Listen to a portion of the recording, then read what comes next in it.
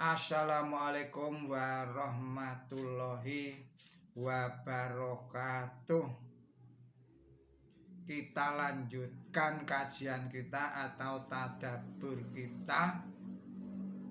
Kali ini memasuki surat nomor 23, surat Al-Mu'minun. Ayat 1 sampai dengan ayat 17. Saudara-saudara para pemirsa Kereweng Aji Channel yang berbahagia serta kaum muslimin wal muslimat rahimakumullah. Assalamualaikum warahmatullahi wabarakatuh. Saya mengucapkan selamat menjalankan ibadah puasa pada bulan Ramadan tahun 1440 Hijriah ini. Semoga Allah memberikan kemudahan dan kelancaran kepada kita semua dalam menjalankan ibadah puasa bulan Ramadan ini, yang pada saat ini, hari ini telah memasuki hari yang ke-25. Hari yang ke-25.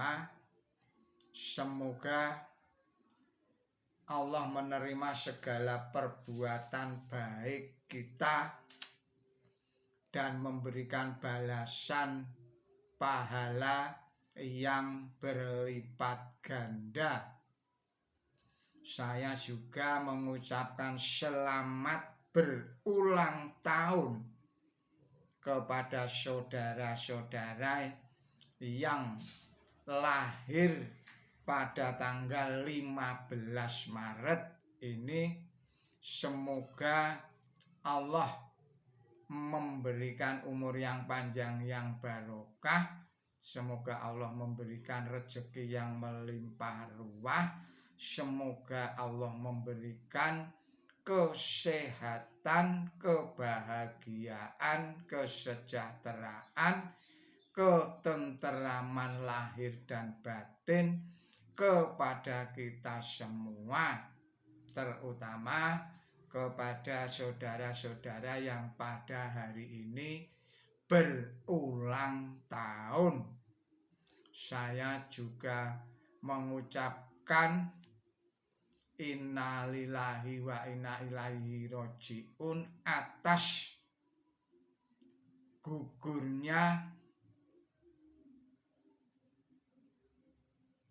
pemimpin negara Republik Islam Iran Ayatollah Ali Khamenei yang gugur sebagai syuhada dalam rangka mempertahankan tanah air dan bangsanya serta negaranya dari agresor asing.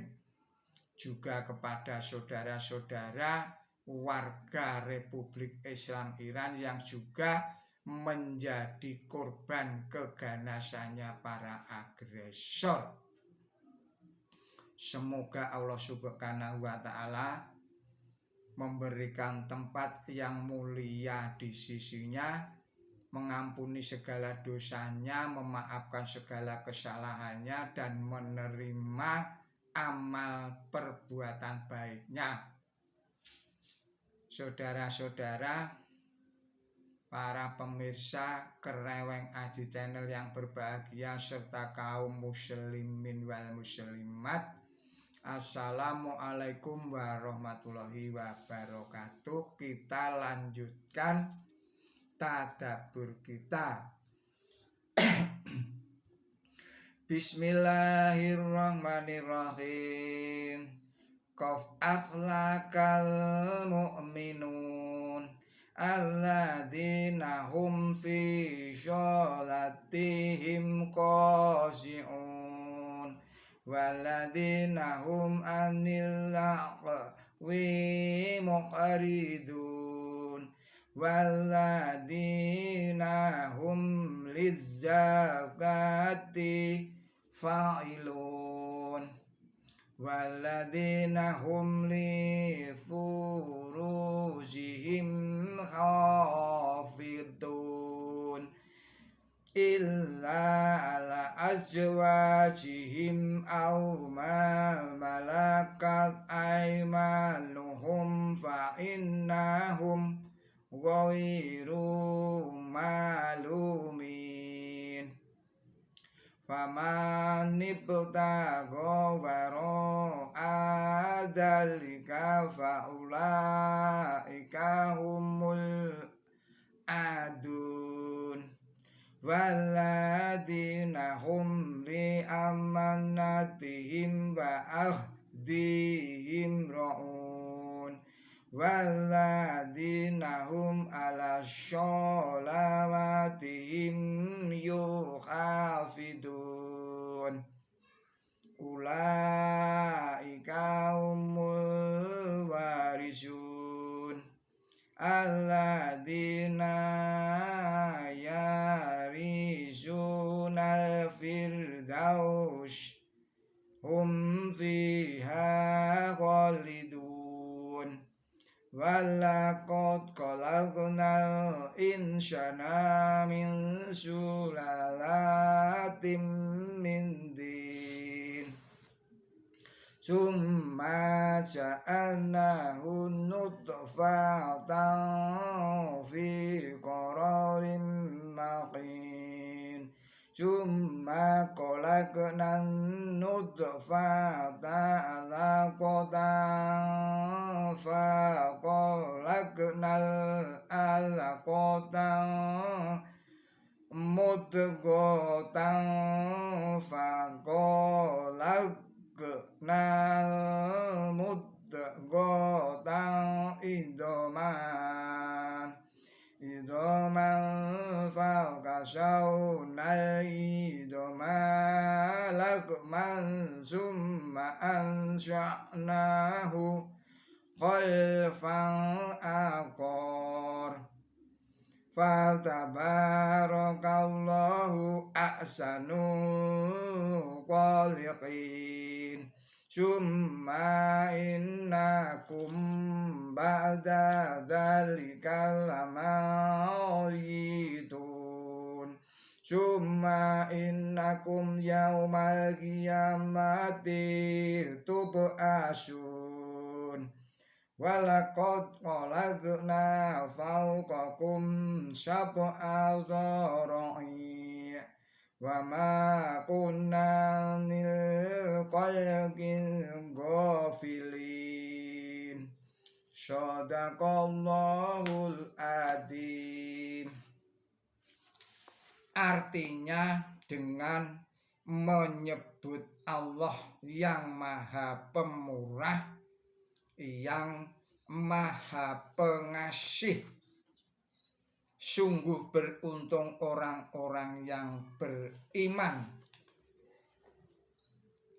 yaitu orang yang khusyuk dalam sholatnya dan orang yang menjadikan, saya ulangi lagi, dan orang yang menjauhkan diri dari apa saja yang tidak ada gunanya, dan orang yang melakukan perbuatan demi kesucian, dan orang yang mengekang syahwatnya kecuali terhadap istrinya atau apa yang dimiliki oleh tangan kanannya. Karena sesungguhnya jika demikian mereka tidak tercela. Tetapi barang siapa yang mencari di luar itu, mereka adalah orang yang melanggar batas dan orang yang memenuhi amanatnya dan janjinya, dan orang yang memelihara syaratnya. Mereka adalah para pewaris yang mewaris surga. Mereka akan menetap di sana. Sesungguhnya kami menciptakan manusia dari sari tanah liat.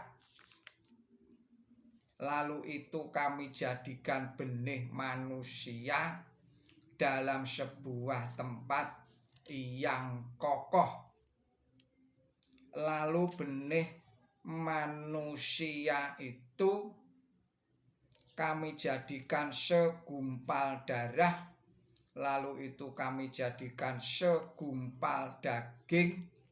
Lalu dalam segumpal daging itu kami buat tulang. Lalu tulang itu kami bungkus dengan daging. Lalu kami menumbuhkan itu menjadi makhluk yang lain. Maha berkah Allah, sebaik-baik zat yang menciptakan. Lalu sesudah itu kami pasti, saya ulangi lagi, lalu sesudah itu kamu akan mati. Lalu pada hari kiamat kamu akan dibangkitkan. Dan sesungguhnya kami telah menciptakan di atas kamu 7 jalan, dan kami tidak pernah alpa tentang ciptaan. Saudara-saudara para pemirsa Kereweng Aji channel yang berbahagia, serta kaum mukminin wal mukminat, demikianlah arti dan makna surat 23 surat Al-Mu'minun ayat 1 sampai dengan ayat 17. Marilah kita memasuki penjelasan dari ayat-ayat yang telah kita baca tadi itu. Penjelasan pada ayat pertama, 2 surat sebelumnya diawali dengan peringatan tentang semakin dekatnya keputusan Tuhan. Surat ini sebagai kelanjutan yang tepat diawali dengan pernyataan tentang keberuntungan kaum mukmin, mengingat adanya kemungkinan bahwa orang-orang durhaka akan merasakan siksaan tanpa mengakibatkan kebaikan kepada orang mukmin. Untuk menghilangkan keraguan-raguan semacam itu, di sini diuraikan bahwa di dunia pun kaum mukmin akan jaya. Kemudian penjelasan ayat yang keempat, kata fa'ilun berasal dari kata fa'ala, maknanya berbuat. Orang yang melakukan perbuatan, kata zakati artinya demi kesucian atau untuk mencapai kesucian. Kata zakat makna aslinya adalah kesucian, seperti di dalam ayat ayat 13, suratnya 19. Jadi surat 19 ayatnya 13. Adapun zakat dalam arti zakat itu dalam Quran selalu dikatakan yuk tunas zakat, artinya membayar zakat. Oleh karena itu kata lid zakati fa'ilun di sini berarti mereka melakukan perbuatan demi kesucian atau untuk mencapai kesucian. Kemudian penjelasan pada ayat 5, kata furuj jamaknya kata fars, artinya bagian tubuh yang tidak pantas dibuka, teristimewa kemaluan.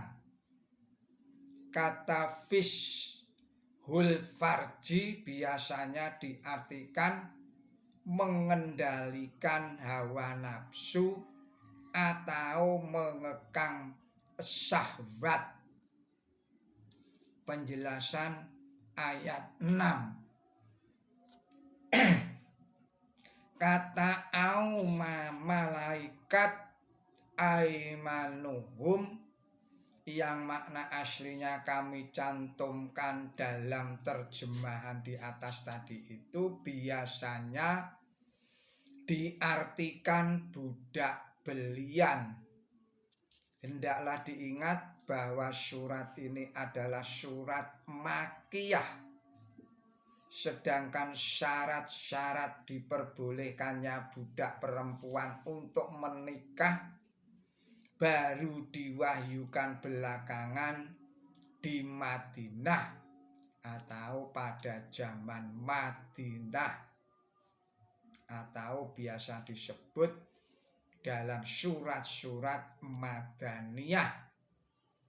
Lihatlah pula pada tafsir 561.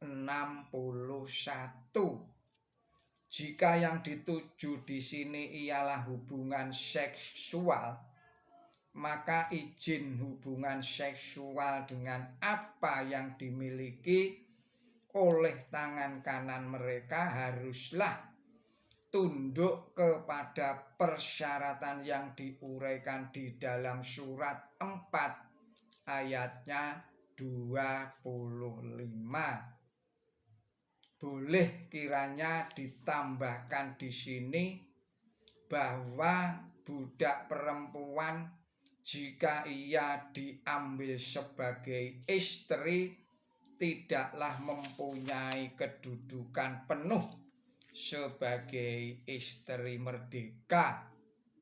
Oleh sebab itu karena disebutkan tersendiri, tetapi dapatlah kiranya ditambahkan bahwa kata-kata hijzul farji ini secara luas dapat diartikan menutup bagian tubuh yang tidak pantas dibuka.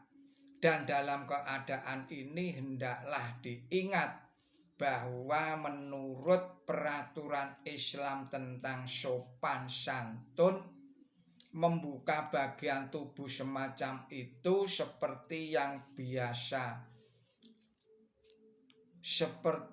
biasa dibuka pada waktu pesta dansa dan dalam pentas, ini tidak dibolehkan.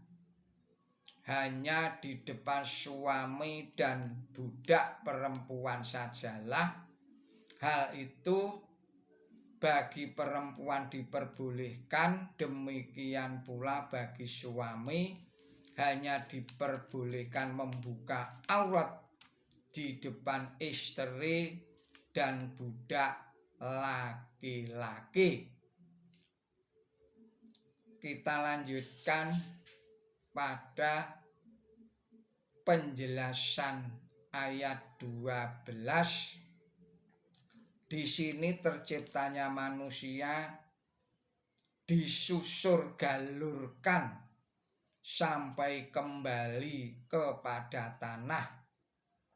Karena benih manusia yang ada dalam sperma adalah sari makanan yang diambil dari tanah yang sudah berbentuk apa saja.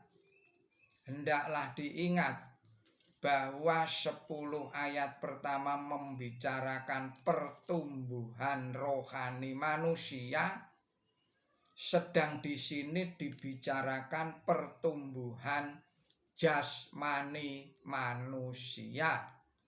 Dengan demikian kami dapat mengambil suatu perbandingan tentang pertumbuhan jasmani dan pertumbuhan rohani manusia. Walaupun di sini digunakan fi'il madli atau past tense, namun yang dibicarakan di sini adalah undang-undang umum yang terciptanya manusia. Tambahan kalimat lalu kami menumbuhkan itu menjadi ciptaan yang lain pada ayat 14 adalah untuk menunjukkan bahwa terciptanya manusia belumlah selesai setelah sempurnanya pertumbuhan bermacam-macam tingkatan jasmani seperti halnya binatang, melainkan terciptanya manusia baru selesai setelah dianugerahi daya-daya yang lain berupa segi pertumbuhan akhlak dan rohani manusia. Kemudian penjelasan pada ayat 14, tingkatan-tingkatan pertumbuhan bayi seperti yang diuraikan di sini yang tidak diketahui sebelum ayat ini diturunkan adalah cocok dengan penyelidikan ilmu pengetahuan. Hendaklah diingat bahwa kata fa artinya lalu seperti digunakan dalam kalimat fakasyaunal ija zoma, artinya lalu kami membungkus tulang. Ini tidaklah selalu berarti urutan. Hal ini diketahui dengan terang dari konteksnya yang menerangkan bahwa mula-mula adalah segumpal daging dan inti dari tulang-tulang itu tumbuh dalam daging itu.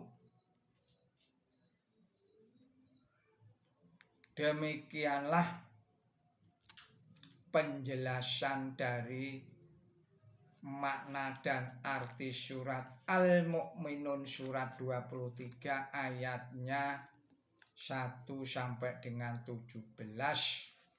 Saya ingin menambahkan pada ayat 12 ini disampaikan sesungguhnya kami menciptakan manusia dari sari tanah liat, lalu itu kami jadikan benih manusia dalam sebuah tempat yang kokoh. Jadi proses penciptaan manusia itu yang dikatakan dari tanah itu demikian, bahwa apa yang dikonsumsi manusia, hasil pertanian, hasil tumbuh-tumbuhan, hasil peternakan yang semuanya hidup berhubungan dengan tanah, kemudian bisa menghasilkan yang namanya spermatozoid pada laki-laki. Jika pada perempuan menghasilkan ovum sel telur. Jika kedua sel itu menyatu akan menjadi sigut, akan berkembang menjadi embrio, dan selanjutnya dijelaskan pada ayat yang ke-14 itu tadi. Adapun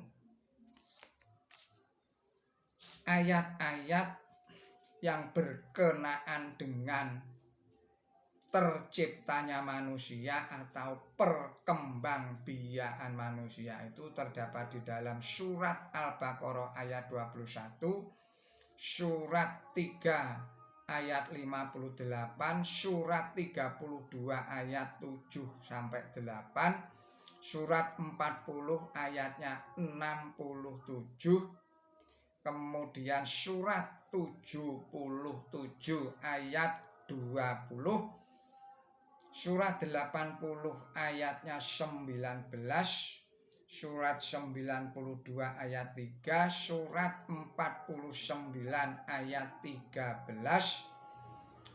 surat 15 ayat 26, surat 23 ini ayat 12, dan juga terdapat di dalam surat 76 ayatnya 2. Monggo silahkan dicermati.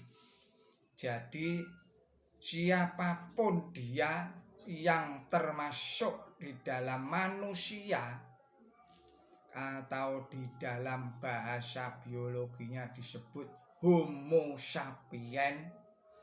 Jadi spesies Homo sapiens perkembangbiakannya adalah seperti yang telah disebutkan dalam ayat-ayat Al-Quran ini, termasuk di dalamnya seluruh nabi, mulai dari Adam sampai dengan Nabi Muhammad SAW, yang berjumlah tidak kurang dari 124.000 nabi.